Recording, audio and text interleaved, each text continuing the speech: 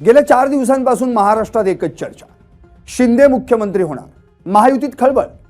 पण देवाभाऊंनी एका वाक्यात सगळ्या स्टोऱ्यांना फुल स्टॉप लावला। 147 जागा लागतात, 137 आमदार तर आमचे, मग सीएम आमचाच राहणार, शिंदे मुख्यमंत्री होणार ही स्टोरी खोटी, मग खरी स्टोरी काय? पाहूयात यावरचा स्पेशल रिपोर्ट। शिंदे मुख्यमंत्री होणार या निव्वळ स्टोऱ्या देवाभाऊंनी ऐकवली, पडद्यामागची खरी स्टोरी। नमस्कार, मी संदीप आणि तुम्ही पाहता एलएस मराठी।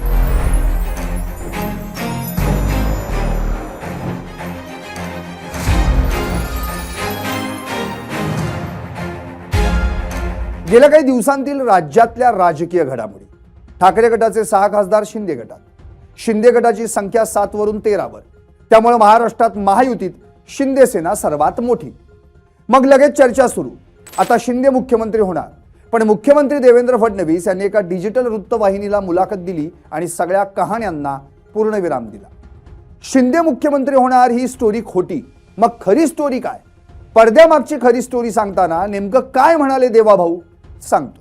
देवाभाऊंचं गणित एकदम क्लिअर कट आहे। ते म्हणाले, ज्या राज्यात बहुमतासाठी 147 जागा लागतात, ज्या पक्षाकडे स्वतःचे 137 आमदार निवडून आलेत, त्या राज्याचा मुख्यमंत्री त्याच पक्षाचा राहील की इतर पक्षाचा? त्याच पक्षाचा राहणार। भाजपचे 137 आमदार, बहुमत किती लागतं? 147, फरक फक्त 10चा। म्हणून सांगतो की या कहाण्या स्टोऱ्या कितीही तयार झाल्या तरी रियालिटी मला माहिती आहे, शिंदे साहेबांना माहिती आहे, त्यामुळे आम्ही विचलित होत नाही। फडणवीस एवढ्यावरच थांबले नाहीत, त्यांनी 6 खासदारांनी बंड करून जो शिंदे गटात प्रवेश केला, त्या ऑपरेशन टायगरच्या पडद्यामागची ही स्टोरी सांगितली। फडणवीस म्हणाले, हे ऑपरेशन टायगर आमच्या मित्रपक्षानं म्हणजे शिवसेनेनं केलं। मित्रपक्ष म्हणून आमचा पूर्ण पाठिंबा आणि आवश्यक ती मदत होती, यात दुमत नाही। आता मग तुम्ही विचाराल की भाजपनं त्यांना का घेतलं नाही? कसं आहे, आमचं दार बंद होतं, कारण आमचं मत होतं की त्यांनी शिवसेनेतच जावं। तो त्यांचाच पक्ष आहे, त्यातल्या 1-2 जणांनी इच्छा प्रकट केली, पण आम्ही स्पष्ट सांगितलं, आमच्या इथं व्यवस्था नाही। त्यानंतर फडणवीसांनी या खासदारांच्या बंडाचं कारण काय, या मागची रिअल स्टोरी सांगितली। खासदार म्हणाले, निधी मिळत नाही, मात्र फडणवीसांनी हे कारण खोडून काढलं। ते म्हणाले, निधी हे एकमेव कारण नाही।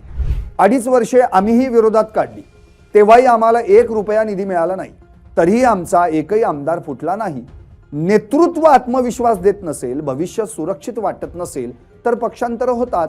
नेत्यानं लीड फ्रॉम फ्रंट केलं पाहिजे, असं म्हणत त्यांनी उद्धव ठाकरेंना टोला लगावला। आता जाता जाता महायुतीत वाद आहेत का या प्रश्नावर फडणवीसांनी काय उत्तर दिलं ते सांगतो आणि थांबतो। सरकार अत्यंत स्मूथ चाललंय।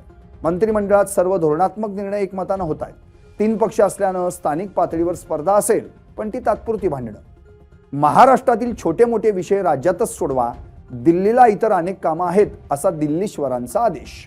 थोडक्यात काय, तर वरून फोन करून प्रश्न सोडवण्याचे दिवस गेले। देवाभाऊच महाराष्ट्राचे हायकमांड, म्हणजे शिंदे सीएम होणार ही निव्वळ स्टोरी, पण देवाभाऊ सरकार चालवणार ही खरी स्टोरी।